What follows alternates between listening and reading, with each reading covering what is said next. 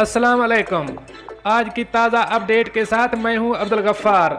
सबसे पहले आपसे एक रिक्वेस्ट करूंगा, अगर आप हमारे चैनल पे नए हो तो प्लीज़ हमारे चैनल को सब्सक्राइब कर दें, साथ बेल आइकॉन को भी प्रेस कर दें ताकि हर नई आने वाली वीडियो का नोटिफिकेशन सबसे पहले आपको मिल सके। अब चलते हैं आज की ताज़ा ब्रेकिंग न्यूज़ की तरफ।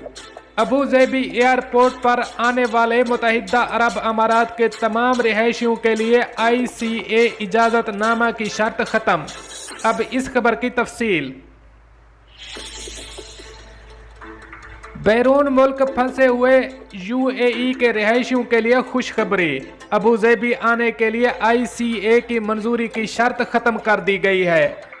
निजी खबर रसां इदारे गल्फ न्यूज़ की जानिब से शाये करदा खबर के मुताबिक अबू ज़ेबी एयरपोर्ट की जानिब से तमाम एयरलाइंस को बता दिया गया है कि बैरून मुल्क फंसे UAE के रिहायशी अगर अबू ज़ेबी आते हैं तो उनके लिए ICA की जानिब से ट्रेवल परमिट हासिल करना ज़रूरी नहीं है।